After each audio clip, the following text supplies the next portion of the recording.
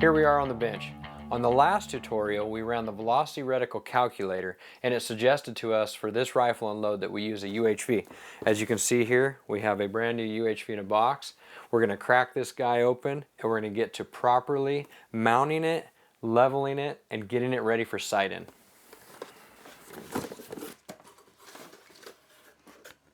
And what we have here is we have a set of Nightforce ultralight rings. We're going to go ahead and get those on there just finger tight for the meantime. We're not going to worry about tightening anything down because the next thing that needs to happen is we need to get the action receiver leveled. Now what we're going to do is we're going to take a secondary level, and we're going to put this on the end of the barrel, and we're going to make this level match with this level. Alright, we have the receiver level, and we've transferred that out to the end of the barrel. Therefore, that allows us to remove this level to work in this area. So now we're going to go ahead and we're going to snug these rings down. Now what we've got our UHV. I know about where my eye relief is good, so I'm going to go ahead and just for time's sake, I'm going to set this one in there right now. We're going to need to remove this top turret in order to get another level surface.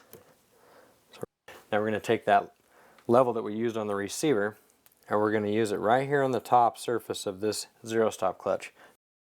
And now we're going to make this level with the level that we had transferred from the receiver on the end of the barrel. We're going to take our front cap first.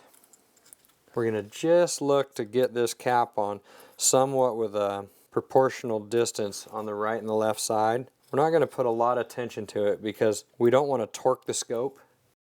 Okay, we've just got that set on there. You can tell I really didn't put any pressure to the ring at all. Now we're going to take a Nightforce top half of ring with level and ADI mount with an actual ADI installed on it, and we're going to set this on the back ring. Again, we're going to look to tighten this down proportionally so the gaps on both the right and the left side of the ring are about even. Okay, now with both ring caps just finger tight, we're going to focus solely on getting the scope plumb with the level that we've used on the receiver to the barrel. We're level so far. Now let's move to the back. Now this is kind of tricky. We not only want to make sure that we don't tighten this down in a fashion that it torques the scope, we also have to level the additional anti-cant device that's in the top half of this ring as well to match the top of the scope and again the barrel. Alright, very good. So far I have all three levels in line right now. So I'm going to go ahead and make a small torque on both of the ring sets. After you're complete and installed and everything is plumb and level, you're going to remove your level off the top and reinstall your turret and make sure you mash up the zero marks. Next off, we need to get it bore sighted, then head to the range. Well, here we are at my range. We now have the new velocity reticle completely mounted up, plumbed and leveled to the rifle. We've got a 210-yard sight-in we've got to get done so we can get this thing out to the range and give it a test.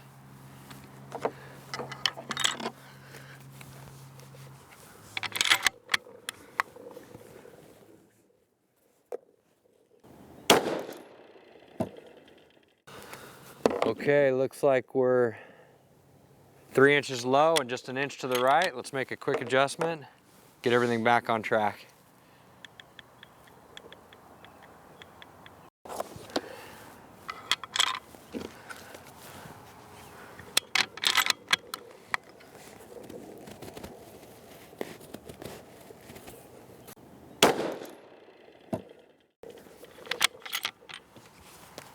There's one right high in the bullseye. Let's take another shot.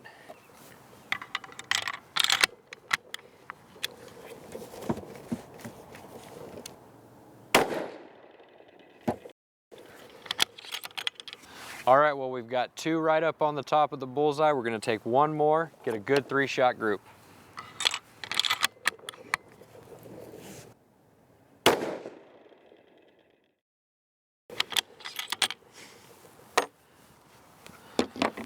Well, we are tap dancing all around that bullseye. We've got them all in the upper end of that thing. That's a good 3-shot group, 210 yards. This rifle is ready to head to the field. On our next tutorial, we are going to take the time and show you how to properly set a zero stop. And as always, for any more information, feel free to give a Nightforce rep a call or check out their website at nightforceoptics.com.